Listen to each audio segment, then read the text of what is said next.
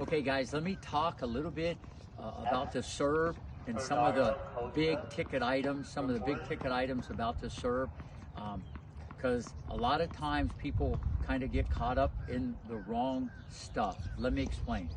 Number one, how you take the racket back. How you take the racket back is really a personal preference, and it's more of your own style. If you think about it, there's many different ways to take the racket back. So too many times, unless it's a corrective technique, which I use a lot just to expedite the learning curve, how you take the racket back, you've heard me say this many times, there's not a wrong way or a right way, there's a better way. Some people start higher, some people start lower, some people have the racket this way, some people start it down. There's many different ways. And if you look at all the great servers, they take it back. There's common elements, there's common threads, okay, but they're all a little different. So don't get so caught up in this, okay, unless it's a corrective technique that you're trying to solve something else. The leader in the clubhouse, and I say this all the time, how do you use the ground? How do you use the ground to create power? The ground has to be your best friend on the serve. How you get the weight on that back foot, and then how you drive up and throw that hip into the court. Can you synchronize all these moving parts? And that is the number one thing for anybody if you really want to optimize your serve.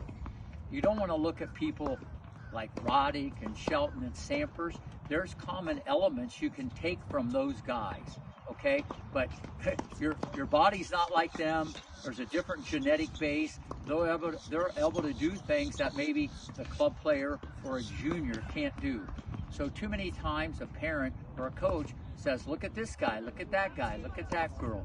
It's okay to look at certain little pieces, but you want to be your own person. But the number one thing, and I tell you everybody this all the time, when you get in the power position, shoulder, shoulder, elbow, and that racket goes back, there's a little bit of a turn. You want to turn the hips and the racket. How this racket is now timed from the ground up. That is the most important thing. Through all the research and studies, okay, and doing multiple things with my great friend, partner, Dr. Brian Gordon, it's all backed up from science, okay? Too many times coaches get caught up in the wrong thing. They're worried about the toss, even though that's an important thing, higher or lower, okay? That's not the big ticket item. The number one thing, how you use the ground, and then does the leg drive initiate the racket entry? That is the most important thing that you see. It's not the toss, it's not how you take the racket back, it's not these other pieces.